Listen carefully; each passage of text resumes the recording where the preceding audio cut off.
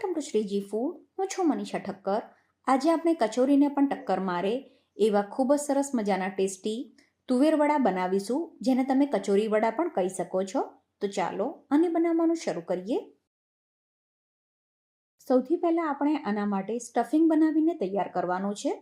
તો સ્ટફિંગ બનાવવા માટે અહીંયા 500 ગ્રામ લીલી તુવેરના દાણા લીધા છે. દાણાને આપણે મિક્સરમાં કે ચીલી કટરમાં અધકચરા વાટી લેવાના. આ રીતે બધા દાણા વાટી લઈએ. એ પછી સ્ટફિંગ બનાવવા માટે કડાઈમાં 2 ચમચી જેટલું તેલ ગરમ થવા માટે મૂકવાનું. તેલ ગરમ થઈ જાય એટલે આમાં 3 થી 4 અધકચરા વાટેલા મરચાં ઉમેરવાના. આની સાથે જ 2 ચમચી જેટલા તલ ઉમેરી દેવાના અને આને ધીમા ગેસ ઉપર સરસ રીતે સાંતળી લેવાનું છે.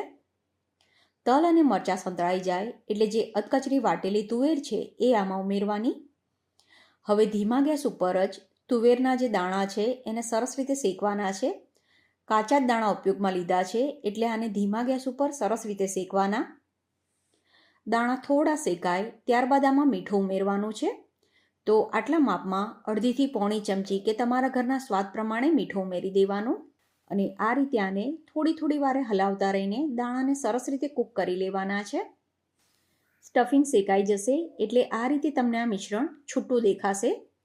તો આ રીતે સરસ આ શેકાઈ જાય એટલે ગેસ બંધ કરી દેવાનો અને કડાઈને નીચે ઉતારી લેવાની છે. આ મિશ્રણ થોડું ઠંડુ થઈ જાય એ પછી આમાં બાકીની વસ્તુ ઉમેરવાની. તો સૌથી પહેલાં આમાં 1 મીડિયમ સાઇઝનું બાફેલું બટાકું ઉમેરવાનું છે. સાથે જ થોડી ઝીણી સમારેલી કોથમીર ઉમેરવાની. પછી 1/2 ચમચી ગરમ મસાલો અને થોડા ચીલી ફ્લેક્સ ઉમેરવાના. સાથે જ આપણે 2 ચમચી જેટલી દળેલી ખાંડ કે બુરુ ખાંડ ઉમેરવાની છે. હવે 1 લીંબુનો રસ ઉમેરી દેવાનો અને બધી વસ્તુને સ્પેચ્યુલાથી કે હાથથી સરસ રીતે મિક્સ કરી દેવાનું. બધું મિક્સ થઈ જાય એ પછી આ રીતે નાના ગોળા બનાવીને તૈયાર કરવાના. આને સાઈડમાં મૂકીને પછી આના માટે ખીરું બનાવીને તૈયાર કરવાનું છે. તો ખીરું બનાવવા માટે 2.5 કપ ચણાનો લોટ કે બેસન લેવાનો. આમાં 1/4 કપ ચોખાનો લોટ ઉમેરવાનો છે. બંને લોટને ઉપયોગમાં લેતા પહેલાં ચાળી લેવાના.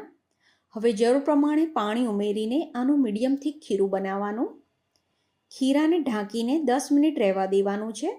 તો ફાઇનલી ખીરાની કન્સિસ્ટન્સી આ રીતની હોવી જોઈએ. 10 મિનિટ પછી ખીરામાં મીઠું ઉમેરી દેવાનું અને સાથે જ 1 ચપટી જેટલો ખાવાનો સોડા ઉમેરી દેવાનો. ફરીથી બધું સરસ રીતે મિક્સ કરી દેવાનું.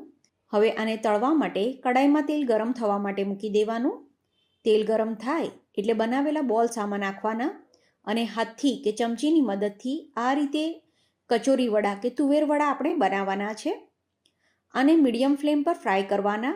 ફ્રેન્ડ્સ, તમારામાંથી કોણે આ કચોરી વડા ખાધેલા છે કે પહેલી વાર જોયા એ મને કમેન્ટ કરીને જરૂરથી જણાવજો. અને હા, જો રેસીપી સારી લાગી હોય તો એક લાઈક જરૂરથી કરજો. આને તળાતા વધારે સમય નહીં લાગે. આ રીતે આ તળાઈ જાય એટલે એને એક વાસણમાં લઈ લેવાના. આ વડાને તમે ટોમેટો કેચઅપ કે ખાટી મીઠી ચટણીની સાથે સર્વ કરી શકો છો.